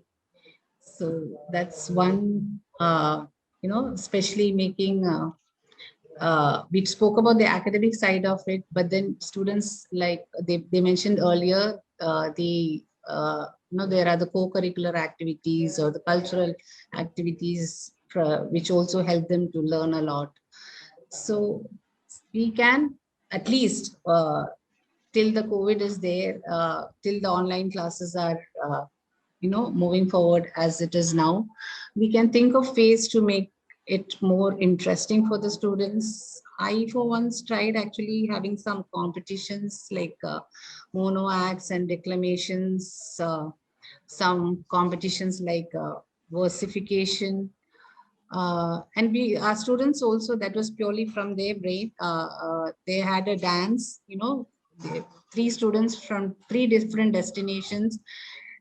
They practiced a group dance, and it was, very in the, what do I say, sync. It was totally in sync. I don't know how they did that. So that's how our students are. We just need to give them a push. So I think that is the students' conversation definitely did give a spark there. Yeah, thank you, Since and Abhilash. Nazir sir. Okay, actually, your point of takeaway, I think after every class, we should have a session for taking stock of whatever has been delivered to the students. We can have it. Towards the end, Sinath madam was telling, we can have after 40 to 35 to 40 minutes of lecture, we can have a recap of whatever has been told. And in that particular discussion, we can try to engage the students, maybe by calling their names as well. If none of them is coming up, I used to call the name of the CR. So at least he will come up with some suggestions, some takeaway things and all. And another thing is, Mithun or Abhilash, they're mentioning about peer instruction, which we are lacking in this current scenario. What I feel is we can provide certain group assignments or group activities involving 3 to 4 students in a class of 75 or 100 students. We can very well have a group of 4, up to 4. And in forming the groups, usually we do give the choice to them. And that group activity can be a semester-long activity having different phases. And it is at each phase we can have evaluations in a group-wise evaluation. We can assess the things, the progress of the activities, and at that point of time, we can make each and every student to speak out. Let them tell about, talk about their role in that work going on. And it's going to be a phase-wise evaluation, and that will ultimately culminate in a final presentation in which we will come to know about the role played by each student. That is, in our scenario, we used to give a course project of something of that kind, which is having phase-wise evaluation, and that provides the students with a forum to give and take, share their thoughts, share their knowledge, and their instruction. And with regard to continuous evaluation, we can have different components like quizzes, assignments. Many of the learning management platforms provide facilities for these kind of things. Not only MCQ, various other innovative methods are also being provided by different learning management systems. We have ways and means for ensuring or rather preventing malpractices or making them to participate with the true spirit, expected spirit. And in MCQs itself, we can have random questions, different questions can be given to different students with same sort of difficulty level. We can have question banks having same difficulty level, and it can be given in a random way. And in addition to MCQ, we have one word, true, false, kind of match the following kind of questions. And the second point we were mentioning is about materials like that we give. Either they make it too easy or they get overwhelmed because there's such a flood of materials that are floating around online and available now. So how do we get in courses where from my experiences so far, we used to have certain presentation slides, and the PDF of the presentation slides will be shared to the students at the end of every class. They can go through that, and that slide will contain additional reading links to additional reading resources. And at times we used to share some of the publications, relevant publications and papers as well. From those publications, they can get in-depth understanding of whatever has been covered in the class. As we used to tell in the class, what we can cover is only limited. So there will be. We should motivate them to read additional materials, links of those materials. At times, the PDFs also we used to share with them. And another aspect from our own students I used to hear is, please consider us as human beings, not as robots. There are many colleagues from our own faculty fraternity who used to bombard the student with many works in a short span of time. We should understand the situation, especially coming back to the earlier point of realizing the background and understanding. We used to, apart from the written down regulations, at times we may have to slightly deviate in these peculiar circumstances. Special circumstances calls for special approach from faculty like us. Okay, that's all for the time being. Let's continue. Thank you. Thank you, Nazir sir. That was great. Mithun sir, anything? Actually, sir, may I interrupt? Yeah. Sir, പറഞ്ഞ content ഡെലിവറിയുമായിട്ട് ബന്ധപ്പെട്ട് രണ്ട് കാര്യങ്ങൾ പറയാൻ വേണ്ടിയിട്ടായിരുന്നു. അപ്പൊ നമ്മളിപ്പം ഈ പറഞ്ഞല്ലോ, ഒരു വളരെ പെട്ടെന്നുള്ള റെസ്പോൺസിന്റെ ഭാഗമായിട്ടാണ് നമ്മൾ ഇതിലേക്ക് വന്നത്. ഇപ്പൊ ഇനീഷ്യൽ സ്റ്റേജിൽ നമ്മൾ വിചാരിച്ചിരുന്നത് ഇതൊരു നമ്മുടെ റിയൽ ക്ലാസ് റൂമിന്റെ ഒരു റെപ്ലിക്കേറ്റ് ചെയ്യുന്ന രീതിയിൽ ഇപ്പം 8:30 to 1:30 we have to engage the students for 1 hour. അപ്പൊ ആ രീതിയിലൊക്കെയാണ് നമ്മൾ അതിനെ കണ്ടിരുന്നത്. ഇപ്പം തുടക്കത്തിലൊക്കെ നമ്മൾ continuously in Google Meet we will be engaging the students for 50 to 60 minutes as a regular practice. അപ്പൊ ആ രീതിയിൽ അതിനെ റെപ്ലിക്കേറ്റ് ചെയ്യാൻ ശ്രമിച്ചപ്പോഴാണ് ഒരുപാട് കണ്ടന്റ് കൂടുതലാണ്, ഇത്രയും നേരം ഓൺലൈൻ നിൽക്കാൻ പറ്റുന്നില്ല എന്നുള്ള കുട്ടികളുടെ ഫീഡ്ബാക്ക് നമുക്ക് കിട്ടുകയും, and we are forced to reduce the class time to 30 or 40 minutes, and eventually we come to 20 minutes up to 30 minutes of recorded videos.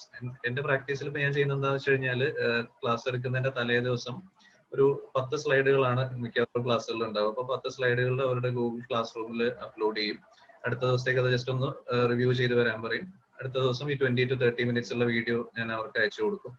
അതിനുശേഷം പിന്നീട് തൊട്ടടുത്ത ദിവസം അതിനെ ബേസ് ചെയ്തുകൊണ്ട് ഒരു 10 minutes 15 minutes ഒരു ഇന്ററാക്ഷൻ എന്നുള്ള രീതിയിൽ വെക്കും. അപ്പൊ ആ രീതിയിൽ ഒരു സിംഗിൾ കോഴ്സിന്റെ കേസിൽ ഇപ്പൊ ഒരു സിംഗിൾ കണ്ടന്റ് ഡെലിവറി എന്ന് പറയുന്നത് തന്നെ ഒരു 3 ദിവസം നീണ്ടു നിൽക്കുന്ന ഒരു പ്രോസസ് ആയിട്ടാണ് നമ്മൾ ചെയ്തത്. ഇപ്പൊ തലേ ദിവസം അപ്ലോഡ് ചെയ്യുന്നു, അന്നത്തെ ദിവസം നമ്മൾ അതിന് റെക്കോർഡഡ് വീഡിയോ കൊടുക്കുന്നു, അടുത്ത ദിവസം ലൈവായിട്ട് ഇന്ററാക്ഷൻ എന്നുള്ള രീതിയിൽ.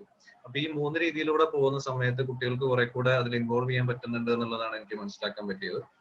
പിന്നെ അതേപോലെ നമ്മൾ ഒരിക്കലും അങ്ങനെ യൂസ് ചെയ്യാതിരിക്കുന്ന ഒരു പൊട്ടൻഷ്യൽ എന്ന് പറയുന്നത് ഓഡിയോയുടെ ഒരു പൊട്ടൻഷ്യലാണ്. അപ്പൊ ഇതേപോലെ പ്രിന്റഡ് നോട്ടുകളും printed materials, PDF note, power പോയിന്റുകൾ, അതിനോടൊപ്പം തന്നെ നമ്മൾ ഓഡിയോയുടെ പവർ കൂടെ നമ്മൾ മനസ്സിലാക്കേണ്ടതുണ്ട്.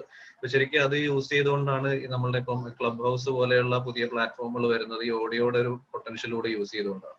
അപ്പൊ ഹാർവാർഡ് യൂണിവേഴ്സിറ്റിയിലൊക്കെ തന്നെ ഏറ്റവും കൂടുതൽ ആൾക്കാർ എൻറോൾ ചെയ്യുന്ന ഓപ്പൺ കോഴ്സുകളിൽ ഒരെണ്ണം എന്ന് പറയുന്നത് ഈ കംപ്ലീറ്റ്ലി ഓഡിയോ ആയിട്ട് മാത്രം ഡെലിവർ ചെയ്യുന്ന കോഴ്സസ് ഉണ്ട്.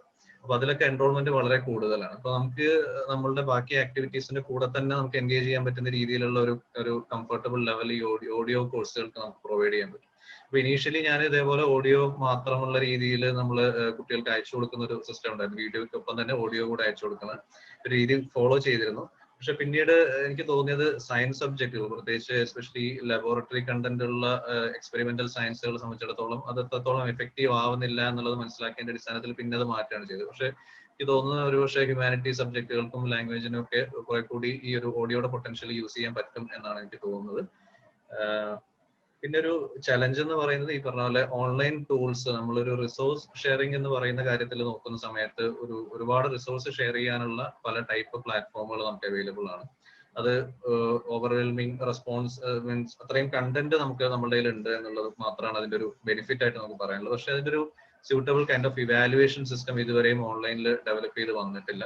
അപ്പൊ ഏത് രീതിയിൽ നമ്മൾ അതിനെ ഇവാലുവേറ്റ് ചെയ്യുന്നു എന്നുള്ളത്, പിന്നെ ഈ പിയർ ഗ്രൂപ്പിന്റെ ഒരു ഇന്ററാക്ഷന്റെ കാര്യം ഇപ്പൊ നസീർ സാറും ആഷ്ലി സാറും ഒക്കെ പറയണ്ടേ. ഇപ്പൊ പിയർ ഗ്രൂപ്പിന്റെ കേസിൽ അത് തന്നെയാണ് ഞാൻ പറഞ്ഞു തുടങ്ങിയത്.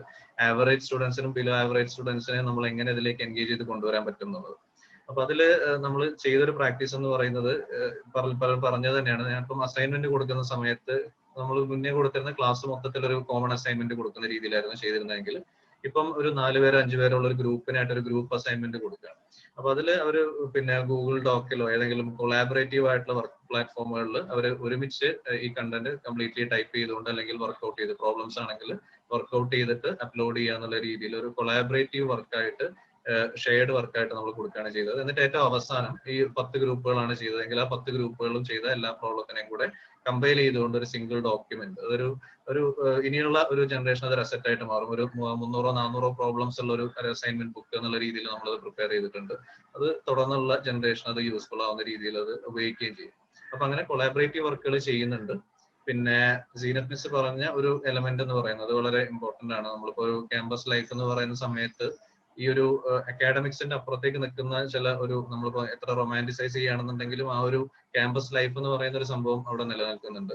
അതിനെ ഓൺലൈൻ പ്ലാറ്റ്ഫോമുകളിലൂടെ റിവൈവ് ചെയ്യാൻ വേണ്ടിയിട്ട് നമ്മൾ ഇതേപോലെയുള്ള പ്രോഗ്രാംസ്, കൾച്ചറൽ ആക്ടിവിറ്റീസ് ഒക്കെ നമ്മൾ ഫ്രീക്വന്റ് ആയിട്ട് നടത്താറുണ്ട്. Teachers day celebration, Onam celebration, അങ്ങനെയുള്ള സെലിബ്രേഷൻസ് ഒക്കെ തന്നെയും ഓൺലൈനായിട്ട് പല ഗെയിമുകളിലൂടെയും നമ്മൾ നടത്താറുണ്ട്. കുട്ടികളെ ലൈവായിട്ട് നടത്താനുള്ള കാര്യങ്ങൾ നമ്മൾ ചെയ്യാറുണ്ട്. അപ്പൊ അവിടെയും നമ്മൾ കാണുന്നത് ആ സമയത്തൊക്കെ നെറ്റ്വർക്കിന്റെ ഇഷ്യൂസ് ഉണ്ട് എന്ന് മുന്നേ പറഞ്ഞിരുന്ന ആൾക്കാർ, നമ്മൾ ഈ പറഞ്ഞ ഡിജിറ്റൽ ഡിവൈഡിന്റെ ഇരകളാണെന്നൊക്കെ നമ്മൾ വിചാരിച്ചിരുന്ന ആൾക്കാരൊക്കെ തന്നെ സജീവമായിട്ട് ഈ ഒരു ഇതിലേക്ക് കൾച്ചറൽ പ്രോഗ്രാംസിലൊക്കെ വളരെ സജീവമായിട്ട് പങ്കെടുക്കുന്നത് സാധാരണ ക്യാമ്പസിൽ സംഭവിക്കുന്ന ഒരു കാര്യമാണ്. അങ്ങനെ നമ്മൾ കണ്ടിട്ടുണ്ട്. ഏതായാലും ഇത്രയും കാര്യങ്ങളാണ് അതുമായിട്ട് ബന്ധപ്പെട്ട് നമുക്ക് പറയാൻ. Thank you, sir. So there were one is the way you could break down a class into pre-lecture slides, video lectures, interactions. So that was one interesting strategy that Mithun sir has been using, and he spoke about the importance of the potential of audio. The good old forgotten audio and radio, they've all come back in a big way. So audio courses as a possibility, and collaborative work, which will then allow students to work together, and the need for cultural programs where he said, some of the people who one thought to be victims of thought of as victims of digital divide were all active in the cultural sessions, which means it was not so much the digital divide alone, it was also the lack of interest. So these are the very insightful experience, very interesting examples that are before us. So any other questions, any other? Yes. Good afternoon, Ashley. Yeah. I'm like, thank you for this opportunity, and it's always nice to be back home at Dayapuram. And unlike you all, I have the experience of teaching outside the country. And I feel I'm much privileged here because from day one onwards, the equity, access, and the, maybe excellence might be compromised, but the equity and access option has never been a problem for us. Teaching outside the country, but there is one problem that I feel that we have forgotten as part of our discussion here is a sensitivity of the, like, even if the child somehow manages to access the gadget, if she or he is able to, attend the class, there is again a sensitive topic of the background of the child, the situation. It is not a normalized situation where we bring her into the classroom, whereas she is in her raw atmosphere. So, maybe fighting parents or screaming siblings. So when we call out their names, we again have to be sensitive to the factor that, the child might not be able to unmute herself or open her video. So that is something that the teacher or the mentor has to personally understand and deal with, and not put the child in a vulnerable situation where she feels hesitant to join the online class. That is one issue that I wanted to discuss. And apart from that, coming to the the technologies that we can use, like there are so many quizzes when we start the class, like when we are recapping what has been taught in the previous lessons, we can use quizzes. And kids are always, students at any age, they are always welcoming quizzes and competitions like that. So we can opt like Kahoot quizzes, which can be conducted simultaneously with our online classes, whether it is Google or anything. You can just share the link in the chat room, and all of them can answer the question, and we get to know who gets a higher score or who is lacking behind. That will help us in diagnosing the aspect which we have missed out also. Then discussions, group discussions, the same classroom, when we are conducting the class itself, we can split them into groups. Like when the class is happening, you can access, like divide the students into groups and put them in specific groups, give them a time, and then bring them back to the class. They can discuss among themselves without the teachers monitoring, and they can recap, like how we have the scribe to note down the points. One of them can just come up and recap something like that. So apart from giving them assignments outside, which is really good, they can do it within the classroom itself, and they will have a feeling of that peer interaction without the teacher monitoring them. At the same time, we are there. The big guy is always open. It happens within the classroom itself. So that is one thing which we can do for group interaction. And coming to the cultural activities, for the past 1 year and 2 months, we have conducted online classes, and conducting cultural activities is never a problem. It can be done very easily on online platforms, and it should be done too for the children to, like as Zeenat ma'am said, to bring out the students, as Nazir said, to, the hesitant ones, the ones who are having internet access, problems with internet access will surely come out first if you're having any cultural programs. So that is, we should give them also. We have to give opportunity for all the students, the ones with the talents and also the ones who are academically brilliant. So that's it from my side. Thank you for this opportunity again. Thank you, Vijay. Right, that is a very, the whole aspect of sensitivity, the strategies, the tricks that we'll have to pull off as teachers, and I think within the class group activity is something. It's like giving that kind of time and creating that kind of channel. That can be another interesting aspect. That's a good deal of things to think with. Yes. Any other comments? Dr. Ashley, with regard to the materials, I just missed one point. After every class, we used to share the video lecture. Actually, it is automatically being shared with the video with the students. Video lecture being recorded. Do you have an LMS platform at NIT, sir? Yes. Many of us don't have. And we have very efficient tools for conducting quizzes and assignments as well. During the assignment evaluation, we can have sessions for individual groups. I used to get help from my PhD scholars also for the evaluation, so that we can have a sort of viva voce kind of a thing, interacting with each and every student, assessing his or her role in the work. So if they are previously informed about this kind of an evaluation, they will definitely get involved in the work in the true spirit. Another aspect with regard to accessibility of the technology, as Dayabram did at the beginning of this last session, we have to identify the students having difficulty with regard to the accessibility of the technology in terms of the financial background and all. We need to identify such students, and without relying on the government facilities alone, we should explore all possible ways to make them available to the needy students, just like Dayapuram did at the beginning. Moreover, in my own institute, we have identified such students, and I'm proud to say that our alumni came forward, and around 100 plus laptops were distributed. More than 200 laptops were distributed to the needy students from the alumni side. So we can explore all possible sources of that kind, so as to bridge the digital divide existing. So now that after 3-4 months time, that divide is gap is almost bridged. So that in such a way we can explore other non-governmental means also for bridging the gap.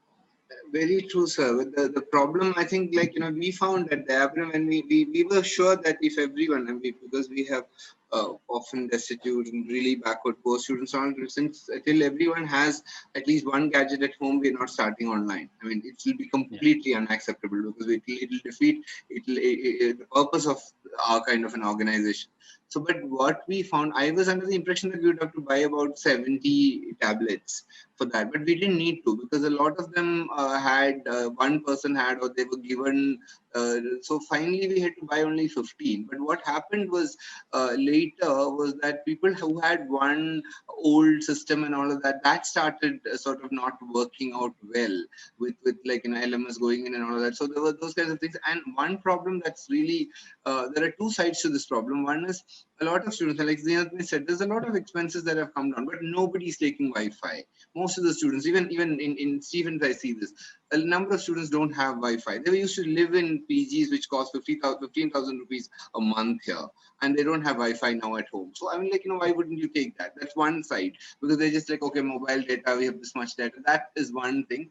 The second thing is, a lot of times it's not available and it's not working. And Kerala, especially places like these hilly areas, like where we are at Dayapuram and all of that, rain is a big problem. Range is a big problem. There are those kinds of things, and I hope this we can't do much about it. I mean, in fact, anything about it. So there should be, like, I thought, and nowadays, like, even calls, I get told by everyone that phone calls are not working. So I think at least companies are giving us very, very cheap rates. I don't understand why they should be this cheap when it comes to a month's internet and phone and everything. They could charge more. I mean, it used to be way more. 15 years ago, I used to pay double my phone bill now. So we have to, like, figure out a working mechanism. Otherwise, every time it's such a bother to get logged out, then come back, then I mean, the kind of mental stress that it requires. So I think there is some part is awareness, some part is something that we have to take up with the government and the companies and say, listen, we just need this working all the time. I think that's another aspect we will have to look at. Thank you. This is a very insightful. Yes, yeah. So, do we have any? We have time for one question, and then we move on to Professor Bindu Amar from Providence College, who've been through, who've seen and heard through all these discussions. So, I mean, I would request her to compile this and then give us her observations and suggestions. Is there any question before we go on to the compilation part? So, yes. Hello. I would like to add 2 or more 3 points. That is, when we talk about online teaching, as Midun sir mentioned that about the economical side, about the academic side, as we are all trying to bring all our marginalized students to the front line, but it is not working in online platform. As we know, in nowadays we are all in our house or our apartments, so there may be more interpersonal relationship problems we are facing, and that is the main problem that our mental health, our physical health, all are not in a great way. So that affects very much our student, our young ones. So while attending any classes or any sessions, they may not be attending it properly, or they may not be giving that much interest in their studies. All that is the main problems we are facing. At the same time, we are, when we are talking about online sessions, online students, what about teachers? Teachers are going through the same stress about the connectivity or about the physical strain, mental strain, and also you may hear that while going through interactions or sessions, some teachers, some babies may be crying, some of our cookers may be whistling. So that much, when we are in a house, there may be so many things happening in and all around us. But when we are in a classroom, there will not be any other distractions. So that makes very much stress to the teachers, especially. So that is a noticeable point, I think. Thank you. Yeah, very true. The teachers, I mean, we are distracted, sometimes helpless, sometimes lost. Yes, there are, and those are things. The problem is not that they are there. The problem is that there is an attitude which says it doesn't matter, which is not okay. I mean, that's where I find this a big problem. It's not that there's an issue. I mean, yes, you say there's an issue, but what do we do? It doesn't matter. We don't know. We don't want to know. It seems to be policymakers or governments or universities' position. We've done what we needed to do. I mean, or you better do it, and that's the, do whatever it takes, right? So there is that kind of empathy, that kind of understanding, which yes, we must extend to students, but it must also be extended to teachers and people who are working in this, right? And I mean, empathy is the only way in which we'll be able to get ahead from this. So may I, with that, I think there are we come to a certain kind of conclusion of this discussion. I'll now ask Professor Bindu Amat, a noted writer, quizzer and academician, one who has been very sincerely innovating. I know Providence College as a lovely podcast program and so on. So so one of the tall figures of English academia in Malabar. So may I request Bindu to please give us. Thank you. Thank you, Ashley. You've been too kind, I would say, with those words. Well, I think to bring a dovetailing to this very fruitful day's sessions, I think I will begin with what Sri Vidya ma'am spoke about, the challenges that teachers face.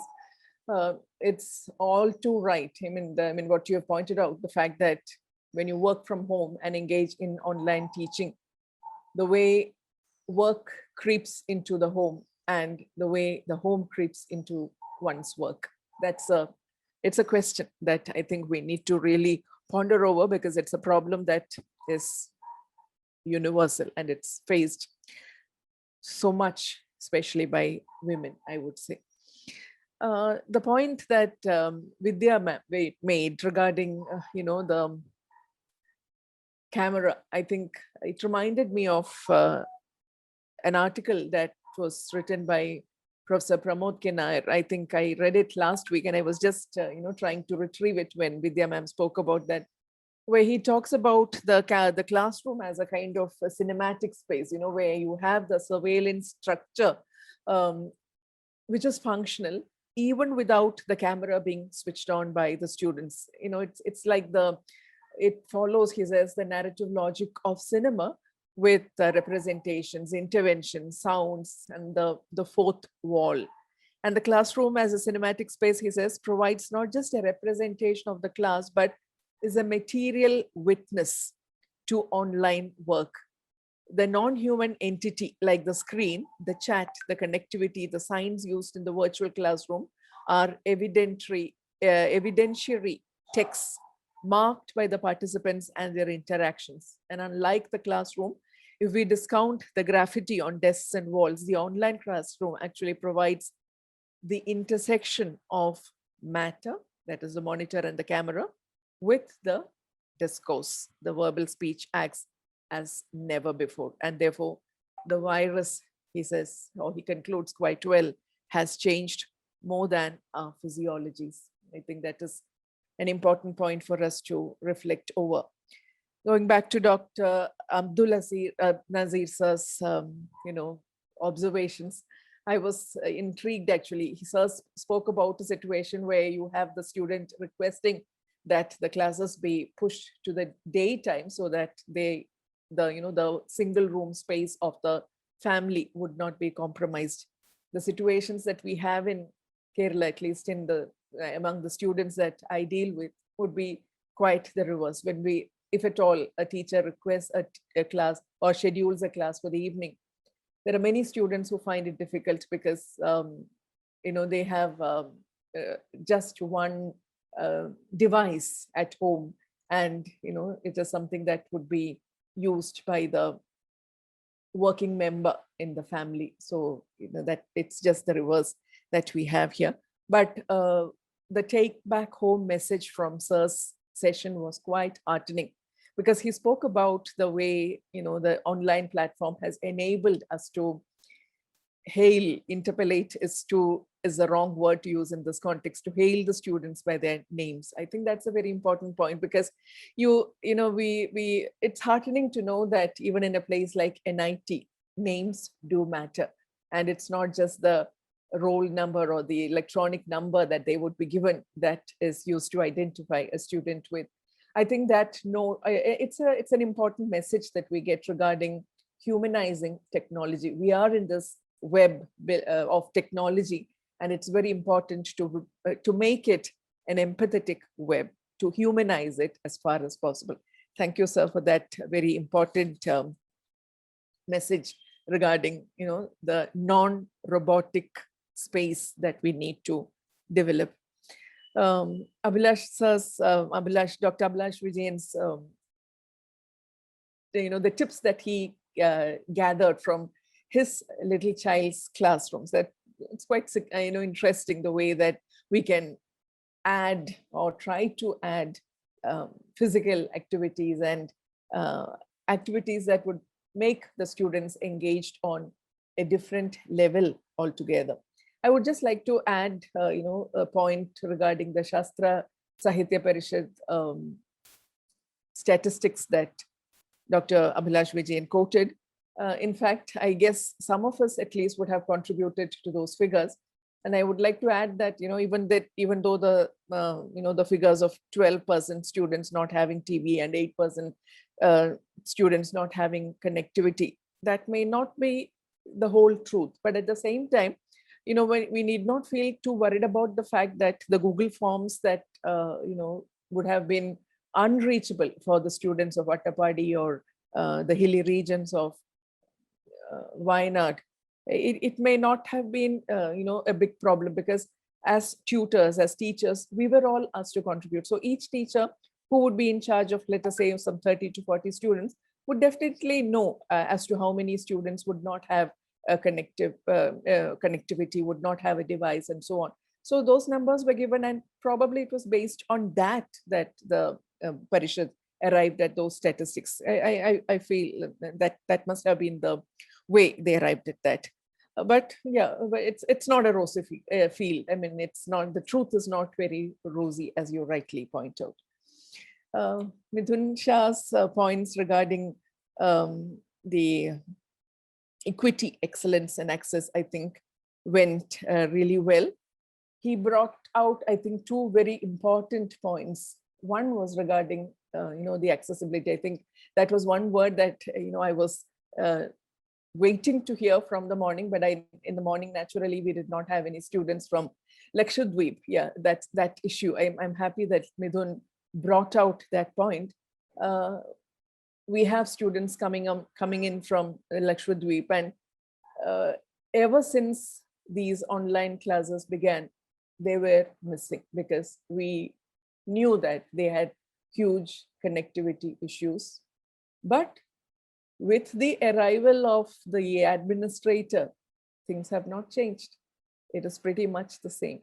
So what is it that is being given priority by these new administrative measures is something that these online classes can make us ponder over. I don't think that is a point that is much discussed in all the political discussions that we have on the Lakshadweep issue.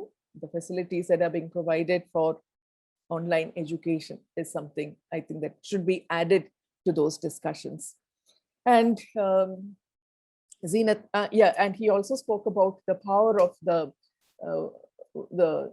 vocal, I think the podcast and the Clubhouse platform that he spoke about. Yeah, I think it's high time that we brought back the audio back into use, because that is the kind of link that I think works wonders. As Dr. Parashuram also pointed out, the WhatsApp messages and the kind of close-knit space that it builds. I think it's something that we need to build upon and make use as far as possible. I would not have mentioned this point, but since Ashley brought in that point regarding the podcast, I've been requesting him, bugging him, in fact, nagging him to give to contribute a podcast to the podcast channel that we have in the department to enhance the learning resources that our students have. And he keeps saying that he does not like the idea of talking into a machine and, rejecting the very request that I make. And I was quite, fascinated to realize that just two or three weeks back, here was Ashley who refused to record a podcast episode. And there was his father, the very eminent M.N. Karesheri sir, launching his own podcast channel. I think that speaks a lot for what I learned from Zenith's, Dr. Zenith Kunyi's, talk also about the, I think that reminded me about the waves. Last year around this time, I think the teachers were a harried lot, and they were, I think, apprehensive was probably a very understatement of a word to use there. We had all kinds of apprehensions regarding this, but with these FDPs and all the sessions that we attended, somehow we were able to swim across this huge chasm and make ends meet. And I think the first wave was something that the teacher community could successfully wade through in spite of the huge waves. But the second wave of, the student problem, those issues remain unsolved.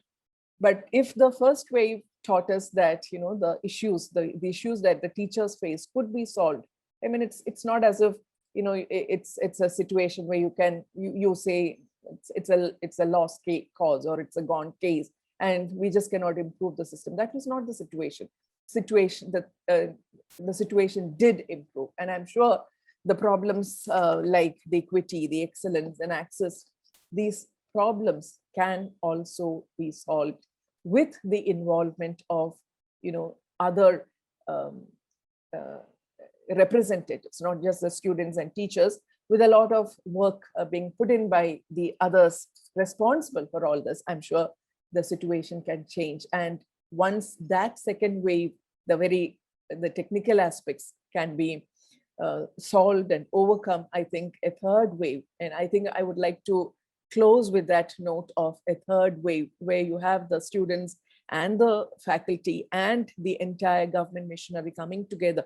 That kind of blending is what we need, and not just the UGC's recommendation of 40 and 60 and that kind of blending. It's a network that we need to build, because we live in times where networking, as we all have realized, is all too important. And this network of teachers, students, and the entire policy making machinery, that is what we need, and which can definitely enable us to meet the challenge of the present and prepare us for the challenges that the future is definitely going to bring our way.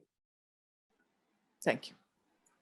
Thank you, Bindu, for those very, very poetic articulation. And yes, a third wave, just like the epidemic, we hope and happiness and empathy can also spread. It should spread. Yeah. And also, like, about not recording podcasts, I was just listening to Mithun sir, making videos every day. I was terrified by that. I mean, I didn't do it because I didn't like the idea. I mean, I don't like the idea of me being recorded. I mean, and then it sounds really bad. So, like, there are all kinds of anxieties that teachers have, like Sridhar has said, like, how do we sound? Do we sound all right? When in real time, it's fine. It's like, you hear and all of that. There is some kind of, these kind of spaces are nice because you can say whatever, right? But when it comes to, like, just speaking to people and like recorded and all of that, I did record some 3 times and I found it really bad that I didn't send it to you. So, right. But these are the kinds of, like, the kind of spaces that, like Parshu was saying, the WhatsApp space, the conversation space, like, these kinds of spaces should sort of come together, and then it should become a larger thing, like, and it should have a guidance from the government, because otherwise we'll be reinventing the wheel again all over. So I think it's a very interesting thing that, technology, as I say, as an enabler, so technology as a build, as something that can close that gap or cross that boundary, one of those things. But at the same time, being very, very, very, very sensitive to the digital divides, the emotional problems, and like, sometimes we feel terrible because I returned the assignments, and next day I heard one of our students' father passed away. So when he, so when he read the feedback, I don't know what situation he must have been. He was in one ventilator. So suddenly you feel, I mean, one didn't know, but it just feels wrong. So we are at a time when we have to just pause before you ask how are you, and you pause so that you can hear whether they say fine or not, right? It's a dangerous time. There are no pleasant, meaningful words. So at that point, like, these communities that we have, how do we cherish them? Like everyone has been saying, the empathy, kindness, understanding, sensitivity are at the core of all of these things. And when we have that, we will get ahead, we will survive. So I hope these ideas sort of come together. I mean, when I spoke yesterday at Chairman's address, Dr. Imam Bashir, he spoke about it, but we also personally talked about it. Can we do a large, like, some kind of an academic exercise around this with students and teachers? So I don't know if it's a good idea to come up with a volume, kind of a diaries of students and teachers during pandemic, where people can write, and everyone can produce it, or we can do a conference with experts. Now we are only talking about our, we are in the self-narrative mode. But from there, we go to the next level of getting people and then organizing a kind of a conference where we hear technology people, educationists, speak about it, but also taking our feedback. It's not just like they float around from somewhere and give us all the wisdom. So that's one thing that we can think about. I don't know if that's an idea that appeals to everyone. This occurred to me that we could even come up with a book, which collects these write-ups of sorts, and then we could do something like that also. So these are all options we can work on. So yeah, Jamis, I think I'm done here now. Over to you. Okay, thank you, sir. Anyway, this was really a very inspiring and very informative talk. And I think at least all of us must have got at least 1 or 2 points to take over after this session. Okay, and one more thing I want to tell you is that the link to the feedback form has been given in the comment box. I request each of you to fill the form at the end of this session. Now, we'll be formally winding up the session.